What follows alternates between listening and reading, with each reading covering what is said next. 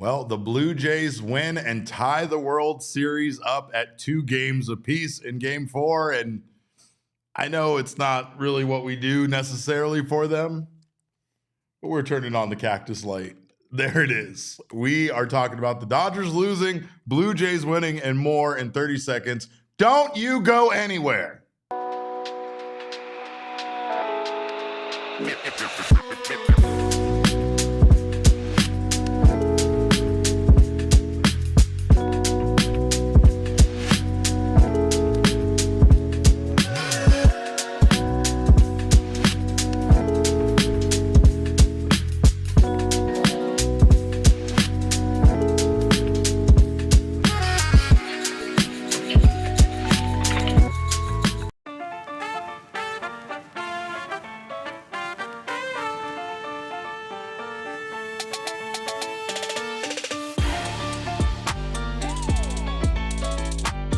And welcome into another edition of the PHNX Blue Jays podcast, live from Studio K, presented by our friends at Circle K. It is I, your Mayor of Canada, aka Derek Montilla.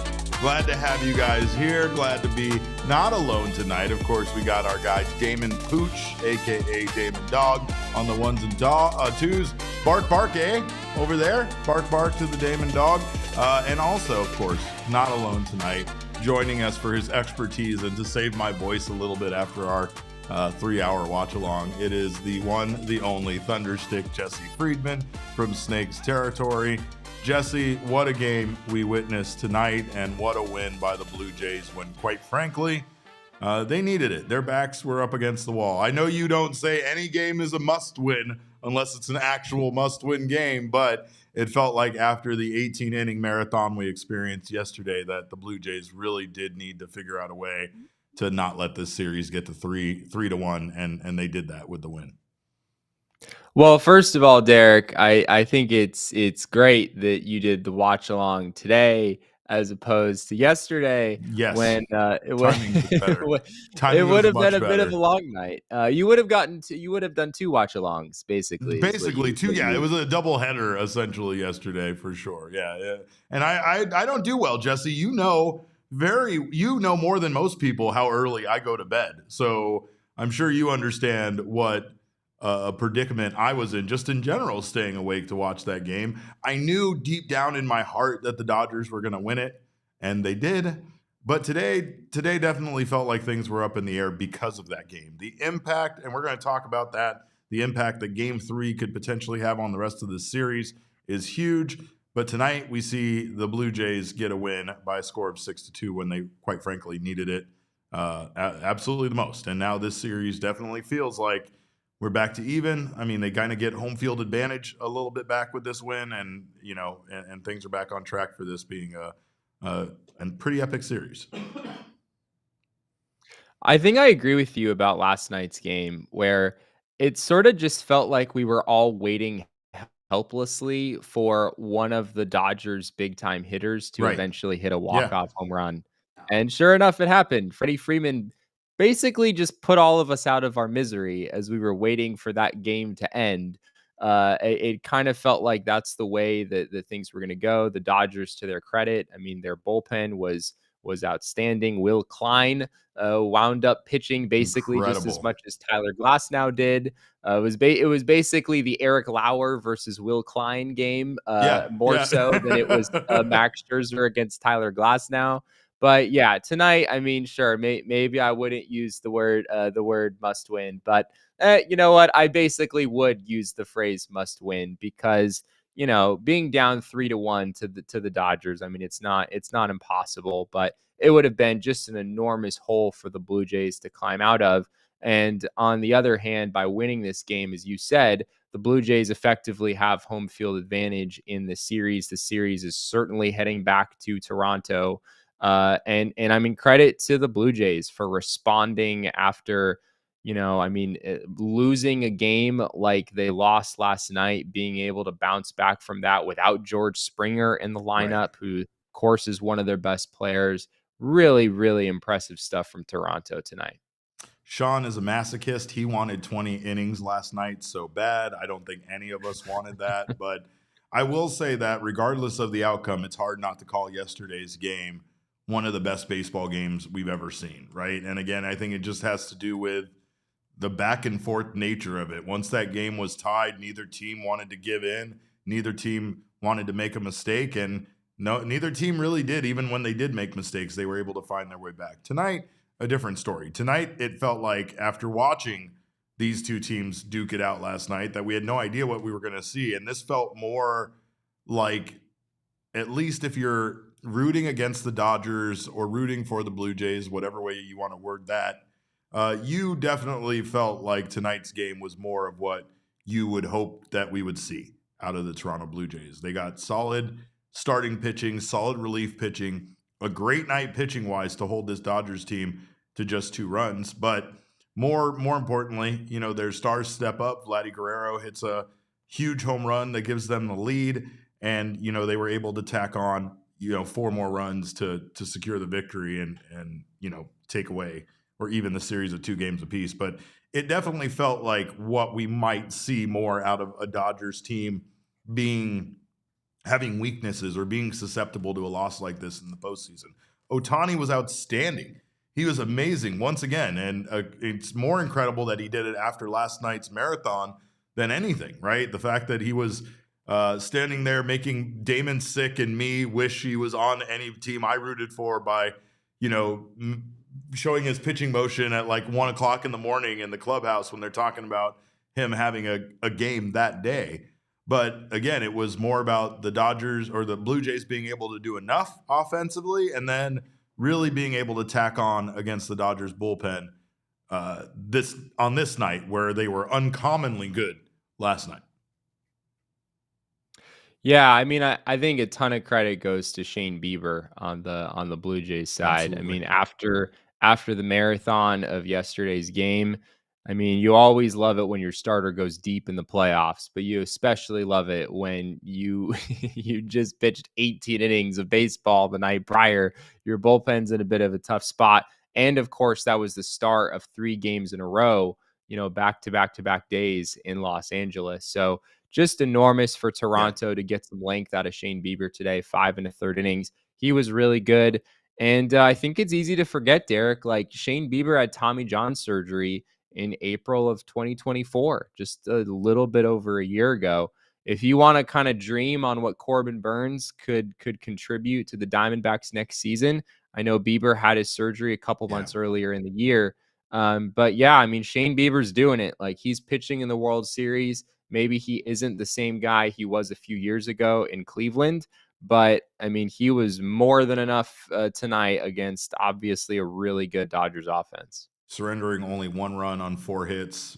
He allowed some base runners early on, but he was able to strand those runners and just, again, get himself out of any jam that he was in, navigate those troubled waters and give them, 5 1/3 innings pitched.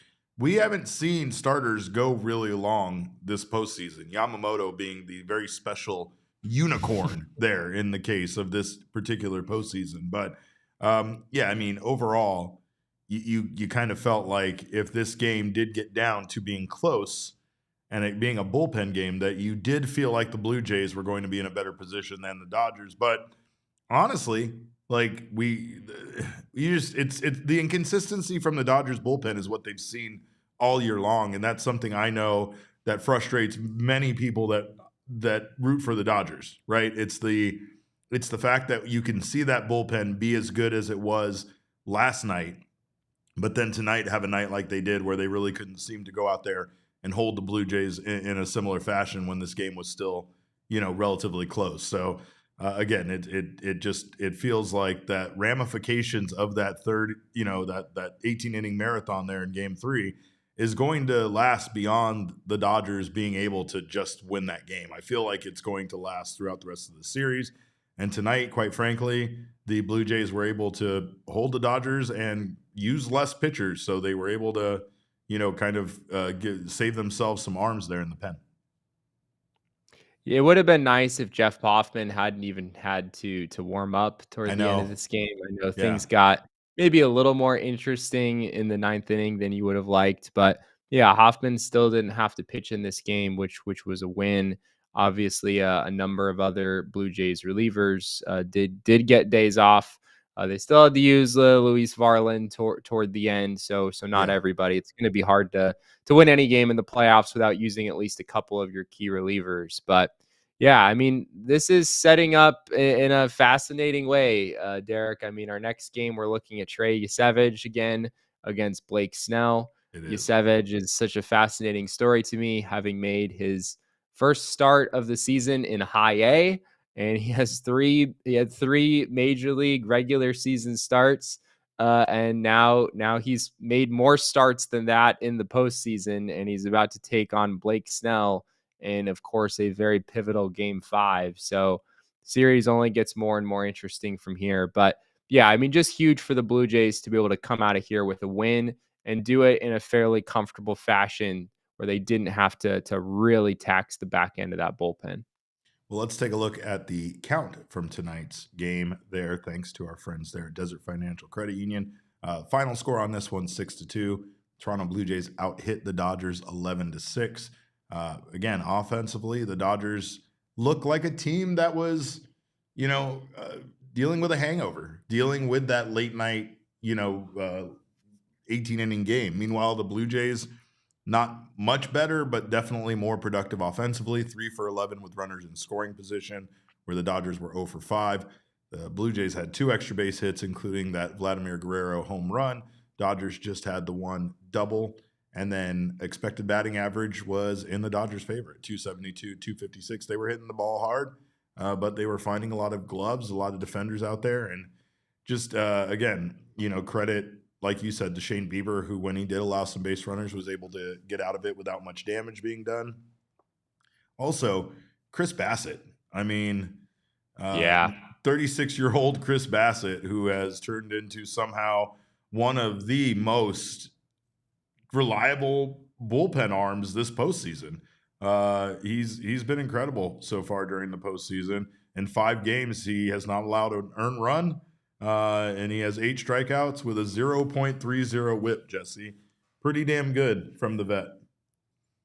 Yeah, that's bonkers. I mean, for him to go 1 inning in the game last night and then 2 more innings today really helped save the rest of the arms there. That was just so huge.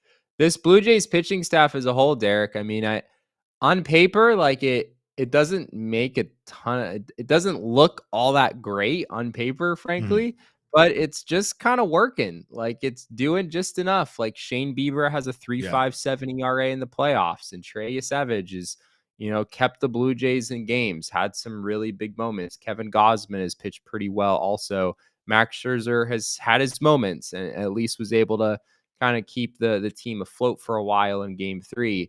And he's And a this maniac. bullpen, He's a yeah, maniac, also Jesse. that. Like, I feel like this team is a very nice team. Polite people that live in Canada and are around polite people. But the politeness of the Canadians will not change Mad Max. He will always be who he is.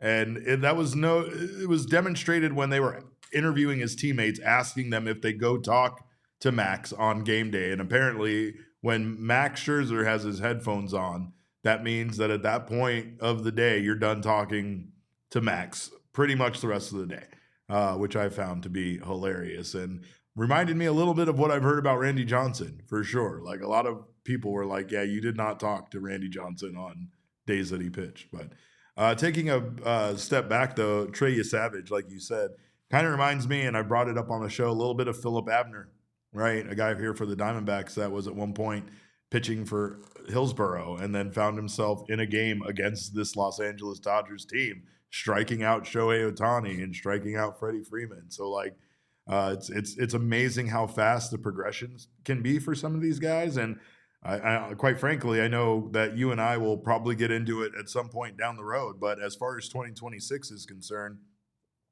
the Diamondbacks are going to need some guys to step up and make that big leap probably pretty quickly in order to fill some of the holes that they have that they're not going to be able to necessarily go out there and spend to fill. So I wouldn't be surprised to see more of that with, pitching prospects kind of being expedited in the pipeline here for the Dbacks.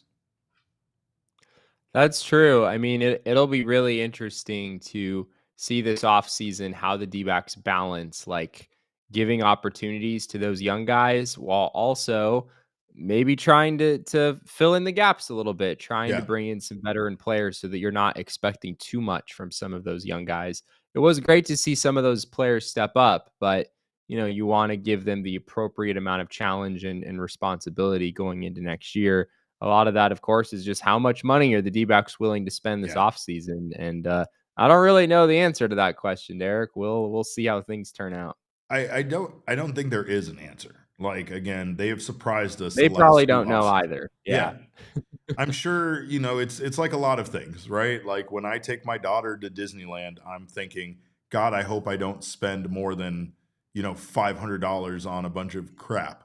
And sure enough, there's no way in a million years I'm only going to spend $500 on crap, Jesse. I am going to spend $1,500 to $2,000 on crap, and I know it. I can set the budget all I want, but I know it's inevitable that I'm going to buy all the mouse ears and all the popcorn buckets that they have, especially if they light up, right? So I don't believe entirely that the Diamondbacks are set on this, budget that requires them scaling back for next season. I think it's something Ken Kendrick said in the moment because, quite frankly, he, just like so many of us, were disappointed with the way that last season went. And it's hard to sit there and be like, well, we're going to spend more money because that worked in 24 and 25, right? I mean, they went out and got the best starting pitchers available on the market both of those off seasons. And unfortunately, for very different reasons, neither of those signings you could say really worked out, right? It's unfortunate for them that that's the direction it went, and there's nobody that you can blame for Corbin Burns' injury. However, it still means that it didn't really work out, right, overall. At least it might work out by the end. Like you said, he might be a beast when he returns. But it's also very much one of those things where you could say that the disappointment of those signings not working out, not spending money, makes you as an owner maybe think, I'm not doing this again. I'm not going out there and spending money just for this team to miss the playoffs and for them to disappoint me like they did, right? But that could be a temporary feeling. That could be just a feeling of anger and disappointment in the moment. So you say that, but next thing you know, you are spending money and you are trying to do everything you can to improve. Maybe Mike Hazen comes back and says reasonably, we have too many things we need to accomplish in order to make this team competitive in 2026, right? And we know this team doesn't want to go through a rebuild process, especially where they're at with Mike Hazen, with Torey Lavola, with all of this. Like 2026, even though it's a terrible year for it, is very much we got to go all in and we got to try to win season for the front office, for the coaching staff, for a lot of players on this team, right? So I think that all factors in. Watching these guys, though, in the postseason, watching the Dodgers and watching the Blue Jays, especially in that 18-inning marathon yesterday, makes me think that this 2025 team wasn't ready for this. This 2025 team couldn't have hung in an 18-inning game like this, So I'm just, and it's not to attack them. It's just to say, based on what we saw all year long, they did not have the players, they did not have the pieces to be competing with teams like the Blue Jays and the Dodgers in either of these teams. And that's the reason, that's the reason why the Dodgers and Blue Jays both have such high payrolls. They do have those pieces and they did spend the money to get them. And that is something that, as much as Ken Kendrick and the Diamondbacks might not want to do, they might not want to spend more, they're kind of going to have to. Like, it's just one of those things. Like, they just don't have enough money to scale back their, that what they spent in 2025 and also fix their problems for 2026. I think my eyes have been open the past couple years at what Ken Kendrick is willing to do in certain situations. Like, if you Agreed. had told me at the beginning of last offseason that they were going to come away with Corbin Burns, I mean, I would have thought you were crazy. You would have Like, institutionalized me, Jesse. We would have been like, I'm not going to do this with this guy. He's talking insane things. He said they're going to get Corbin Burns. So, like 100%. Like, I completely agree with you. There's no way I thought that was going to happen either. And so it makes me think that, and we've also had situations the last couple years where going into the offseason, we kind of had a certain idea of what the D-backs might have to spend. Maybe some numbers were floated out there. early in the offseason. And then when all was said and done, like the past couple of years, the D-backs have wound up spending more than at least what I expected they would spend going into the offseason. So I think it's possible. I think the D-backs are maybe willing to be opportunistic if situations fall in their lap. If there's a guy like Corbin Burns who's an awesome pitcher and just really wants to be with his family in Arizona, I think the D-backs are willing to entertain things like that.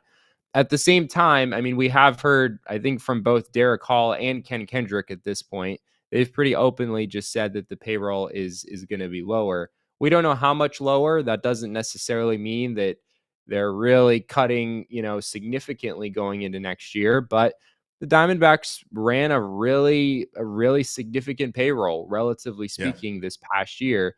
I think it is likely that we're going to see them cut back. Maybe the D-backs only have about $30 to maybe $40 million to spend this offseason. It's going to be hard to fill all the gaps they have on their roster with that money. Makes me think about the trade market, Derek, and how that might factor in to their plans when all is said and done. I mean, it seems like that's probably the only way to really fill all these holes is if you're pretty aggressive on that front. Right. And that's going to require probably moving some pretty top prospects and not just Alec Thomas and Jake McCarthy. I think that's the thing that a lot of fans need to kind of be prepared to deal with here, that, even a name like Ryan Waldschmidt might be involved. And I hate that, but I'm just saying, like, if they really want to get aggressive, like you said, and try to improve this team specifically for the 2026 season, that's the kind of piece that it's going to take. Or Ketel Marte, right? And that's not even a discussion I want to get into right now. But we do have to give our King J out to somebody, Jesse. And as you know, we are a Blue Jays podcast around here, so we are giving it to Vladdy Jr., who was 2 for 4 tonight with 2 RBIs, a home run, and a walk. He's also more adorable than Shohei Ohtani. We discovered that while we were looking through pictures to do this thumbnail and this King J image, and we can confirm now that Vladimir Guerrero Jr. is, in fact, more precocious and more adorable at playing baseball than Shohei Ohtani. Did Shohei make it into this image? He kind of did, a little bit. Oh, my goodness. I didn't even realize that I accidentally fit him in there at the bottom. Man, that's how unfortunate. What a coincidence. What a coincidence indeed, Damon. What a coincidence indeed. But we are definitely not done talking about this game. We're going to take a quick break, and on the other side of this break, we're going to discuss more about the pitching matchup, how Shohei Ohtani did, and how he's still a very magical unicorn despite the fact that we hate him. It's like you can like a unicorn can be a unicorn, but you can also hate it. It can be annoying. It can get up early in the morning and make a lot of noise. It can pop your tire. I'm just envisioning a unicorn as like a neighbor, Jesse. You can scratch your car, do all sorts of stuff. You're like, oh, it's cool that it's a unicorn on day 1, but by day 51, you're like, I am sick of that goddamn unicorn. So we're going to talk about that unicorn being Shohei Ohtani on the other side of this break. Don't you guys go anywhere. You're watching the PHNX Blue Jays podcast. Well, for more than 15 years, Access Insurance Agency of Arizona has provided affordable and reliable car insurance to drivers in the Phoenix metro area. As a dedicated part of the local community, Access Auto helps Arizona drivers get insured by offering flexible coverage options and accepting various forms of ID, driving histories, and license types. By partnering with over 20 insurance carriers, they make it easy for you to compare rates and find the best policy for your budget. With bilingual Spanish-speaking agents at 9 convenient locations across the valley, Access agents are ready to assist customers in finding the right coverage for their budgets and identifying available discounts. Both cash and card payments are accepted for added convenience. Access Auto, trusted by the community, rooted in Phoenix, and ready to help. All statements are subject to terms, exclusions, and conditions of the applicable policy. In all instances, the current policy contract language prevails. Coverage is subject to individual policyholders meeting underwriting qualifications, state availability, other terms, conditions, and exclusions apply. 'Tis the season for over $80 million in prizes. And of course, we are talking about the Arizona Lottery. You're not kidding, Derek. Oh, I love the Arizona Lottery. I love scratchers. I always have. Nothing like it. Goes back to it's part of my family like memories. Me and my dad used to, at his restaurant in Syracuse, New York, get some scratchers, sit on the front porch, especially the bingo scratcher, big on that one. And I take my time with it. I enjoy it. I savor it. I go letter by letter. I fill out each card. I'm one of those freaks, and that's because I love scratchers, and Arizona Lottery scratchers make the best holiday gifts that you can find. Your holiday shopping can be done in no time because they have 6 festive scratchers right now to choose from, including Cash Countdown and Candy Cane Cash. That was better than sex. Better than sex. It's 6. Yeah, for sure. Probably a bad slip. Arizona Lottery, better than sex. That's what they say. That's a tagline. You guys could use that one. That one's for free. You can dash feel right free now. to use that. You can dash to instant prizes. Get yourself some scratchers. Don't just buy them for other people. Get them for yourself. They're made for gifting, whether it's a white elephant exchange, a stocking stuffer, or just because they're a little gift for someone you love. But also get yourself one at the same time. Play and gift today. Must be 21 and over to play. All right, Jesse. Well, we are all tied up at 2 games apiece, and we are ready for game 5 in LA, the final game in Los Angeles this postseason. Dodgers lose this one by a score of 6-2.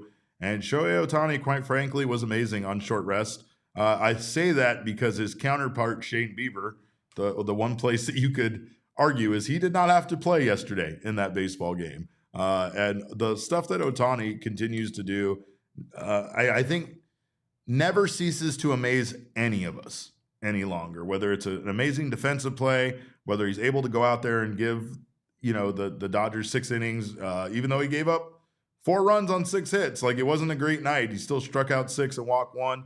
And those runs were the majority of those runs were scored on him, once he kind of left the game there. But you feel overall like, again, the Dodgers have kind of been playing little bit with fire there, right? Like, they ask Ohtani to play a lot, and then they also ask him to come in and be incredible in these big pivotal games. It's so amazing to me because, as I said on our watch along, starting pitchers are such delicate things. They're such delicate little fragile things that can only pitch once every 5 days, and the only time you can ask them to come out of the bullpen is once a year during the World Series or an ALCS where you smash the glass and do it in the emergency situation like we did there with Randy Johnson one time.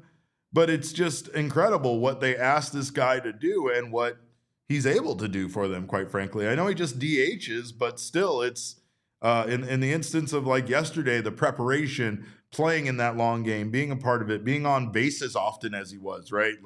Having to still, it's not like he was just going up there and taking hacks and striking out and going back to the dugout. He was getting walked, sure, but then he was on the base path and he's trying to score a very critical run in a tied ball game. It is a lot that's asked of him. And again, it could be one of the Dodgers' weaknesses here in the World Series against the Blue Jays. In retrospect, it feels to me like the Dodgers signing Shohei was so inevitable. I'm kind of kicking myself for ever thinking that the Dodgers weren't going to do this. Because, frankly, the Dodgers front office is smart and they're able to identify elite talent. And Shohei Ohtani is the epitome of that on Yes. both sides of the baseball. I mean, it's absolutely outrageous. The man reached base 9 times yesterday and then went out. And yeah, this wasn't his best game by any means, but he still gave the Dodgers 6 innings. He still had 6 strikeouts. His fastball topped out at 99 miles an hour. I mean, he really was you could argue Shohei was the most impressive player on the field today, even though the Dodgers didn't win and he wasn't all that great. Vladdy Jr. was not going to be able to go out there and give the Toronto Blue Jays 6 innings, right? And it's it's not casting him aside or anything. Vladdy obviously was awesome and is an amazing player. But yeah, what Shohei is doing is absolutely outrageous. And I know there was a movement for a brief time, maybe should Shohei just forget the pitching thing with the injuries and whatnot? Should he just focus on hitting and being great at that? Just as a baseball fan in general, I am so glad that the Dodgers did not do that we're getting to see Shohei on both sides of the ball. I know people here in the chat are maybe disgusted by watching Shohei doing what he's doing, but the reality is it is just absolutely unbelievable what he's accomplishing right now.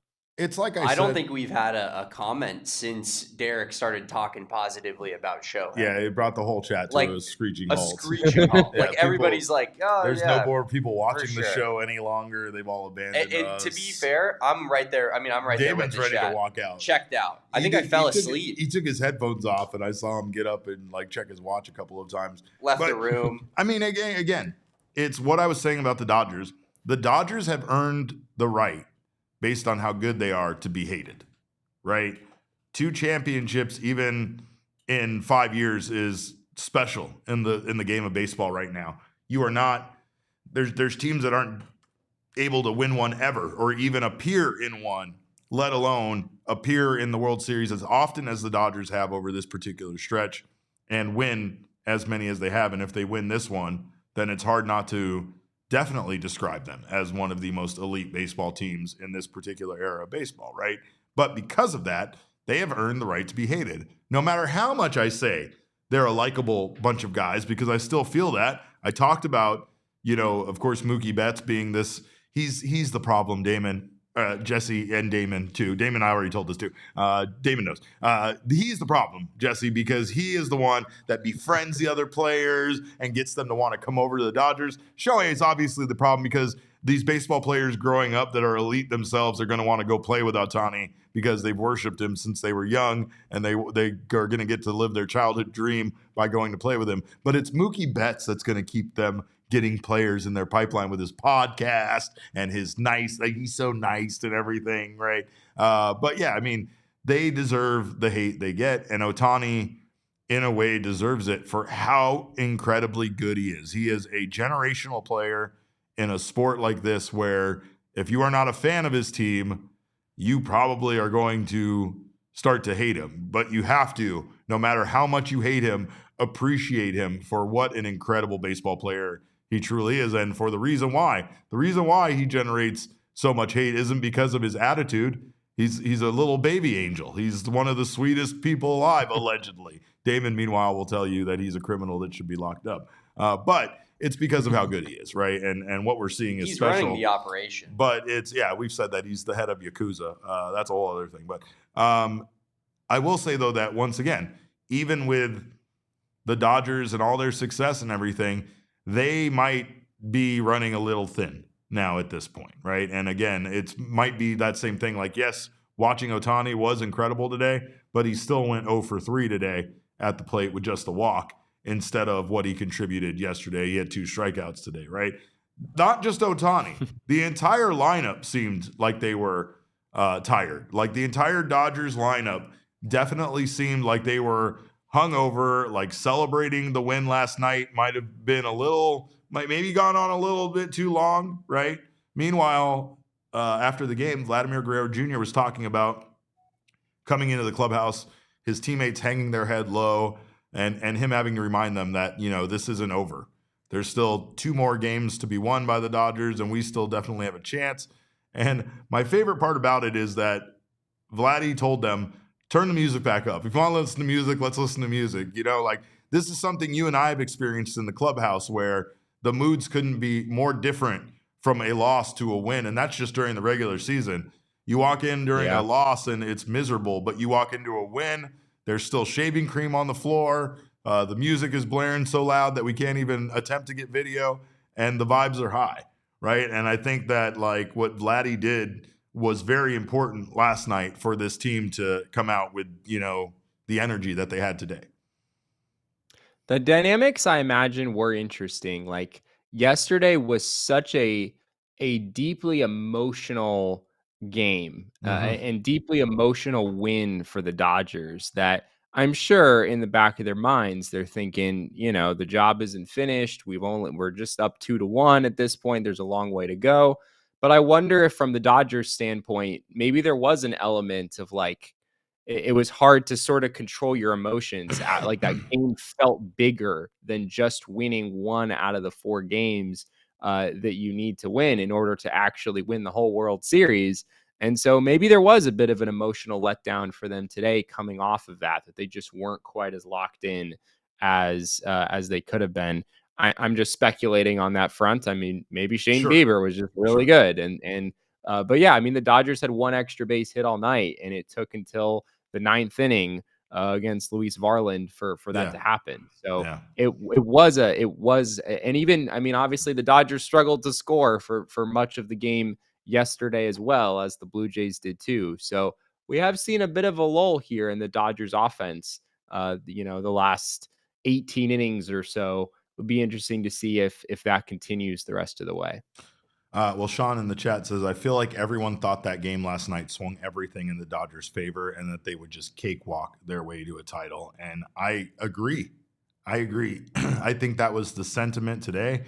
I think we had a feeling of despair being a Blue Jays podcast that we were here not going to get to watch our wonderful team from the North celebrate. But I mean, again, this is how a series goes. This is why this is so good right now. And again, we're going to maybe talk about it in a second here, but we're going to talk about the game 3 ramifications and what we think that this could do for the remainder of the series for sure. But in this particular game, it was once again the weaknesses of the Dodgers, right? Ohtani being asked to maybe do too much. And then that bullpen, Jesse, once they got to that bullpen, and Anthony Banda, former Arizona Diamondback, and Blake Trinan, got in there. They just failed to stop the bleeding. And quite frankly, it's something that the Dodgers have seen quite a few times this year. Their bullpen not be able to really keep a game from getting out of control once the starter has been removed from it.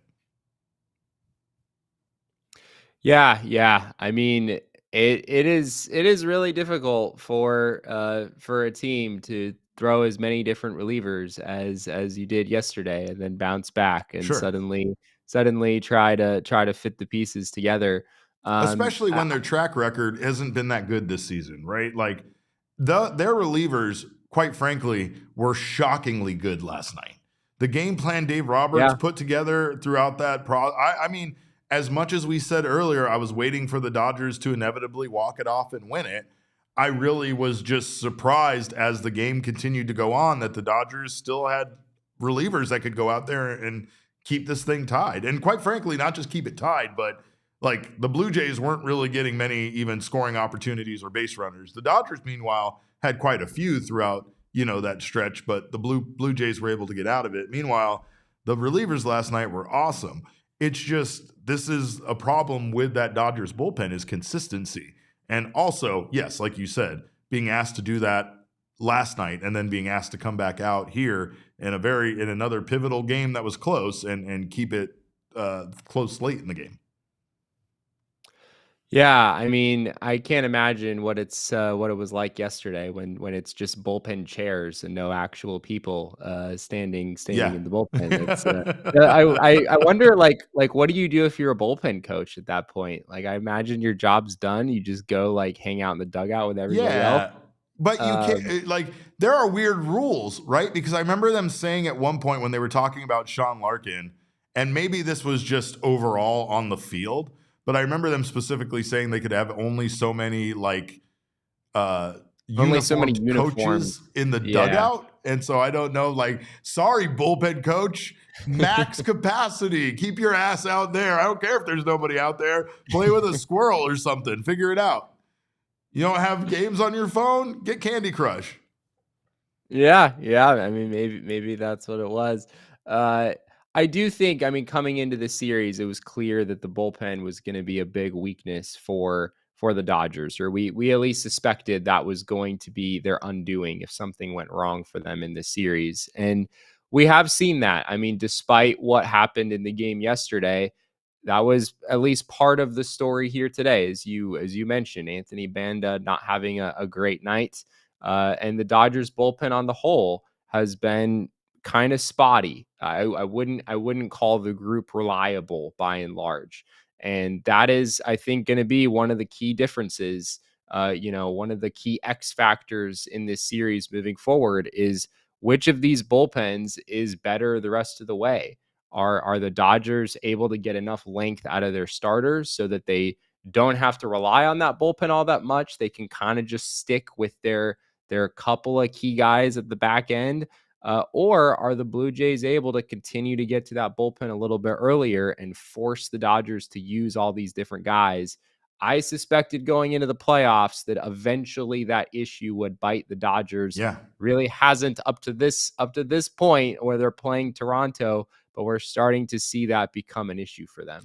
And it was a big 7th inning. It felt like the game ended at that point. It was fairly competitive and close. And then, they have this seismic 7th inning where they score 4 runs to really bust it open. Ohtani gets pulled. You got Varsho contributing. Big Earn Clement. Still can't say enough about what that guy has done for this Toronto Blue Jays team this offseason. And then Andres Jimenez, he singles in a run. So, overall, they were they were able to knock in some runs, get some key hits there, and put together that big inning that they needed to kind of put this thing away. I was still nervous late, Jesse. I was still very nervous late because of watching the Diamondbacks bullpen for entirely too long. I did not believe even a 6-2 lead was close, 6-1 lead was close, any of that, but they did lock it down and got the job done. And again, the Blue Jays bullpen, right? Solid performance tonight, and it just feels overall like things are shifting a little bit. Maybe not shifting so much in the Dodgers' direction, but I kind of agree with the sentiment that after last night's win, it was over in my head, and no moment was where it was more over than the loss of George Springer in Game 3, and we're going to talk about that and a few other things on the other side of this break. So don't you guys go anywhere. You're watching the PHNX Diamondback Show. Well, Rally House is your go-to spot for all of your favorite local Arizona sports team gear. I am furious, by the way, because we got some amazing Rally House stuff here, and somehow I didn't get my thing, and that's fine because I already have too much in life. But Eric got so much, and that's why I'm furious. Is more about what Eric got. They clearly picked a favorite. Yeah, and his name is Eric Ruby. Yeah. Oh, they were like, we're gonna hook you up with all the Sun Devils gear. And that's because they have so much stuff, especially Sun Devils gear. It doesn't matter what you're looking for. If it's a local Arizona team, they got you covered over there at Rally House. And maybe I have to go and actually spend my real money and not expect to be given things for free. But if you haven't checked out Rally House, they'll get you hooked up with everything you need, whether it's for your tailgate, whether it's for going to a game, it doesn't matter. They'll get your game day fit check. They'll get your tailgate hooked up with drinkware, signage, coolers. It doesn't matter what you're looking for. They got it, and they only carry Arizona sports teams. So make sure you check out Rally House. Every time you stop by, you're guaranteed to find something new, unique, and that matches your game day vibe. So find your local Rally House location and shop their entire product assortment online at rallyhouse.com today. Also, you need a checking account. Everyone needs a checking account, and get yourself a checking account that gives back to you. When I say that, I'm talking about Mountain America Credit Union's My Style checking account, which has perks designed just for you to save money, just for you to get money back instead of your checking account always taking money away from you. You can get restaurant deals through My Style checking account. You can also get mobile phone protection, telehealth access, and identity protection. They offer you loan rate discounts as well as offers on travel and events and so much more. So make My Style for your lifestyle at Mountain America Credit Union. Visit macu.com/mystyle to apply today. They're insured by NCUA. Membership is required based on eligibility. Some benefits require no cost registration activation. Terms, conditions, and exclusions do apply. Shout out to La Morena. All right. that one was for Damon there. That's a deep cut. That's a deep cut. But again, inside baseball. Yeah. Game 3 marathon though, Jesse, just kind of crazy. Like I said earlier, I know it didn't end the way I particularly wanted it to, but it was hard for me not to acknowledge that it was just simply an amazing baseball game. You know, just really what baseball at its highest level with the highest stakes on the line is all about. And it was very cool. Lasted 6 hours and 39 minutes, tied for the longest game by innings in World Series history. And unfortunately, the Dodgers did win it by a score of 6-5. But just overall, you can't help but take a look at everything that happened. And again, like I said earlier in the show, wonder what the lasting ramifications are. This might be a situation for the Dodgers where they truly won the battle, but might not end up winning the war due to how much the battle cost them, how much the battle exhausted them from that point forward. Whereas this Blue Jays team seems still fairly energized and ready to go overall. And that's still kind of surprising to me, considering the Dodgers had a longer layoff coming into the World Series than the Blue Jays did. Yeah, that's interesting. I'm not entirely sure which of these teams would have felt the effects of that more. I mean, I guess both of them. You play a baseball game that long, it's probably going to wear on you. But yeah, I don't know how I feel about the best baseball game of all time sort of discourse. I feel like, I mean, I definitely cannot say it was boring, because it certainly was not that. It was a World Series game. But let's face it, like, nobody scored for a long time, like multiple Basically hours. over an entire baseball game. It was like an entire baseball game went by with no runs being scored. Right. So, I mean, it was still a great watch. I mean, what an unbelievable game. But I think, like, in my head, what makes a truly dramatic, amazing baseball game is if one team puts up 2 or 3 in the top of the 10th, and then the other team matches it in the bottom of the 10th. You know, you have like some back and forth that's kind of happening along the way. I definitely do not miss the Ghost Runner. Like, I don't want the Ghost Runner in the playoffs. Don't give me that. I would have rather had what we had yesterday than the teams just like trading. I don't know, Jesse. There were a couple of times where I was like, maybe the Ghost Runner isn't so bad. That's fair. I mean, I understand people feeling that way too. It would have probably saved us from, we might have had 2 hours more of sleep if the Ghost Runner was a thing. So you're not wrong. Well, the Diamondbacks, yes, as somebody noted, Sean said in 2001. I was thinking of the one in 2013 when the Diamondbacks beat the Philadelphia Phillies 12-7 in 18 innings, and that was once again in Philadelphia. And you're right, I guess, to a degree. I think what's fascinating about a game like yesterday is the fact that no matter what these superstars can do, what these individual players can do, that somehow the managers, the pitchers, everything lined up to keep this game tied and to keep runs from scoring for as long as it did, which is a very difficult thing to accomplish in baseball. There comes a point where even as a manager that wants to, say, intentionally walk Shohei Ohtani every time he comes up, you're unfortunately put into a situation where you really don't want to walk him because of the bases having runners on or whatever the case may be, right? Any single mistake, any single runner in scoring position with a fly ball with less than 2 outs that goes to the outfield could have ended that game at any point. So I think that's what screamed great game to me, is that part of it defensively was almost like a great heavyweight fight where it was just one inning after the next where these teams were able to, get runners on or change out their, reliever for another guy and have that guy come in and hold the game still scoreless. Like, it was impressive, yet you couldn't help but watch it and realize, like, my God, this is only game 3 of the World Series. And both of these teams are just down to nothing. They're down to like stems and seeds at the bottom of their bullpen, Jesse. There was nothing left for either of these teams, to the point where, like you said, it essentially did turn into essentially a start by 2 of their relievers that had to go out there and pitch as long as they did.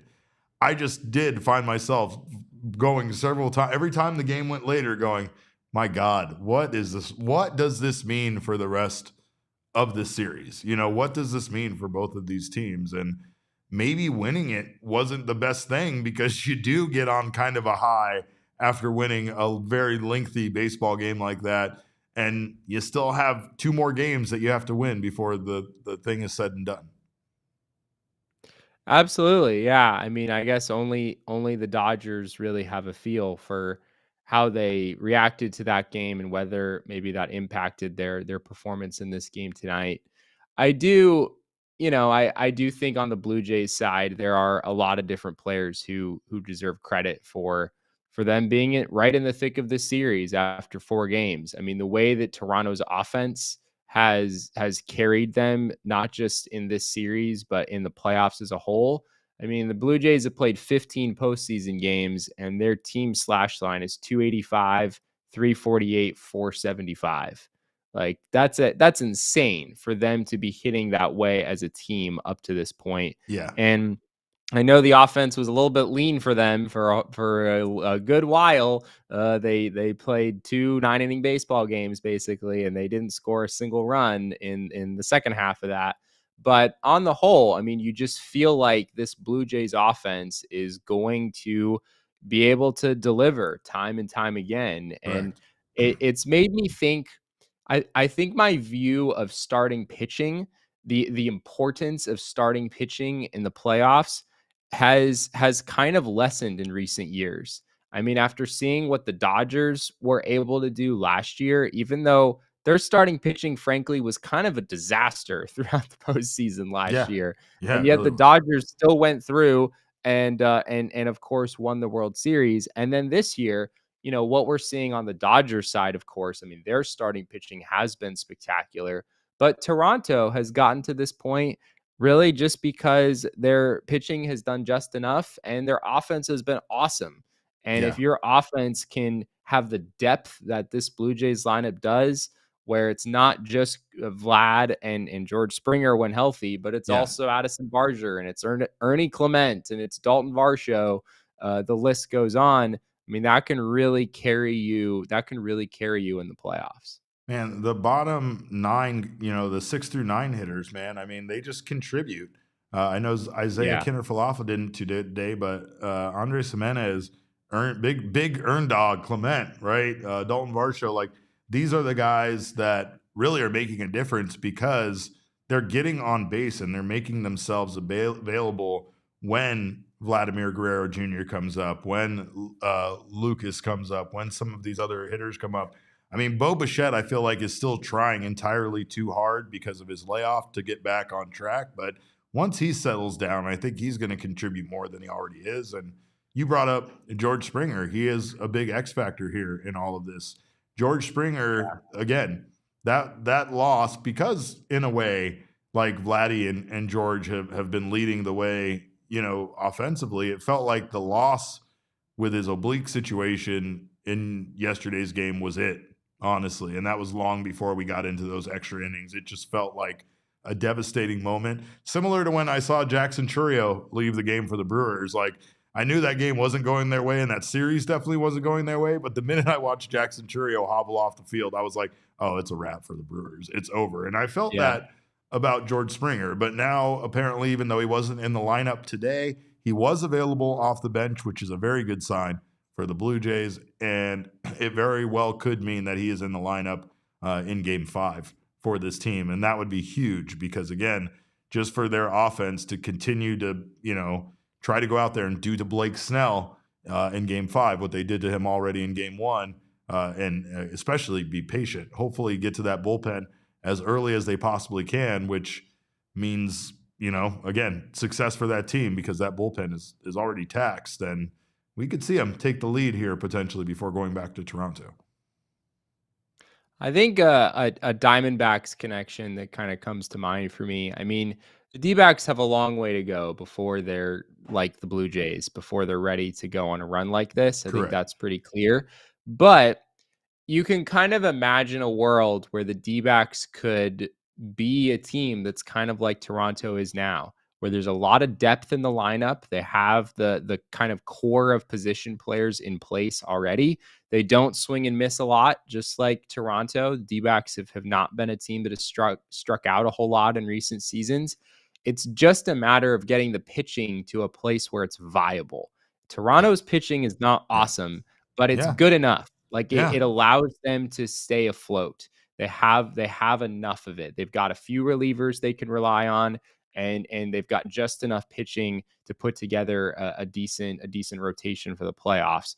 If the D-backs could figure out that part of things, which frankly is easier said than done, and they haven't been anywhere close the past couple of years. I mean, it's been one of the worst pitching staffs in baseball, but their pitching staff doesn't have to be elite. I mean, it doesn't have to be great. It just has to be kind of mediocre, maybe a little better than average. And if you couple that with the offense we've seen in recent years, maybe the Dbacks could be a team like what the Blue Jays are right now.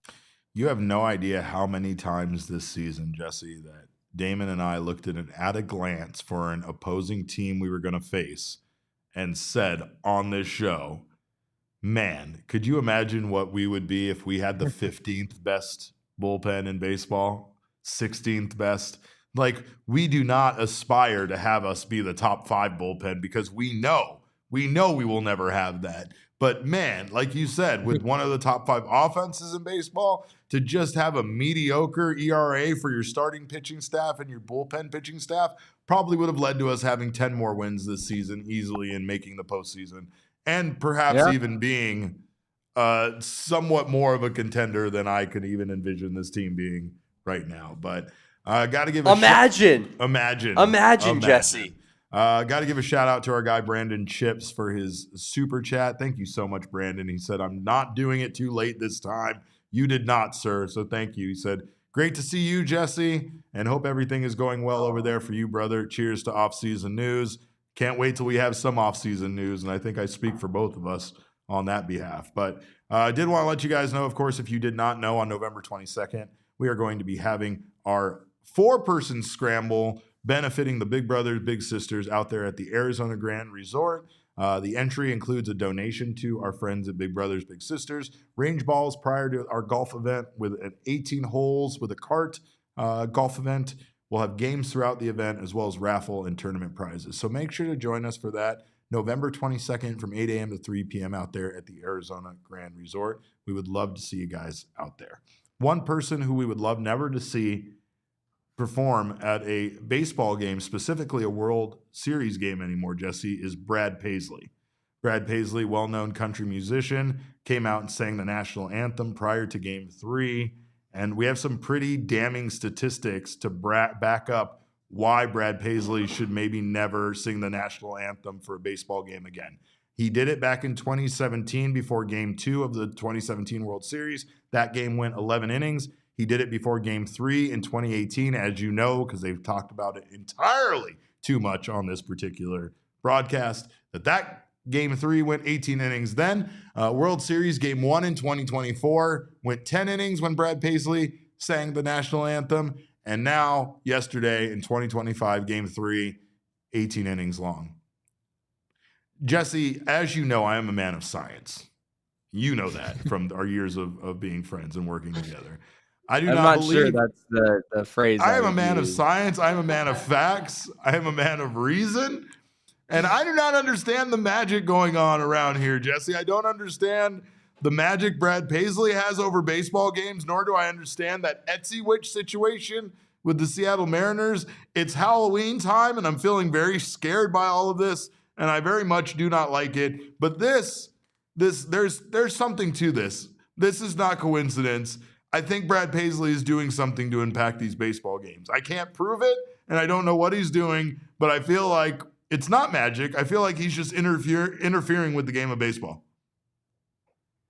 I mean, I guess to test it out, we need a bigger sample size, Derek. I mean, any good scientist or mathematician knows. So yeah, you just gotta keep not just 4 games. That's nothing. Yeah, that's nothing. I mean, that tells you nothing. I think we should just have Brad Paisley do the national anthem for every World Series game for the rest of the series and see what happens. See what the ex-WOBA is when he's out there performing the national anthem. Well, there we go. I know that the ex-WOBA is much higher on this show when you appear on it, so we thank you again so much for your time, Jesse. We appreciate you being here. Of course, we appreciate you being one of the most knowledgeable voices in this Diamondbacks community. So make sure to follow Jesse at Jesse and Friedman on Twitter. You can also check out Snakes Territory. Jesse and Jack do an excellent job covering this team. Anywhere you get this podcast, anywhere that you download stuff, YouTube, all that, also over at Snakes Territory on Twitter as well. Jesse, thank you so much again for your time, dude. I appreciate you. You can follow the rest of us. I am at Cap_Caveman with a K.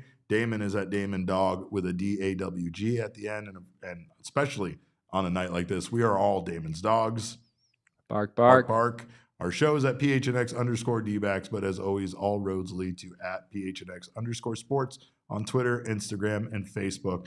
We thank you guys so much for your time. Believe it or not, we'll be back tomorrow with another 12 p.m. show. So join us for that. We're going to be previewing Game 5 there taking place tomorrow in Los Angeles, as well as talking more about Arizona Diamondbacks free agency news, which could be happening as soon as next week. So hopefully we have some big news brewing. Chances are we don't, because we do not have a lot of money around here. But we'll hope that this team can figure a path out to success. So again, we thank you for your time, Jesse. Thank you again for stopping by. We'll see you guys tomorrow. Until then, have a wonderful evening. Behave yourselves, Sean. And remember, kids, baseball is fun, but it's so much more fun when the Toronto Blue Jays beat the Los Angeles Dodgers in the World Series. We all silly like the mayor.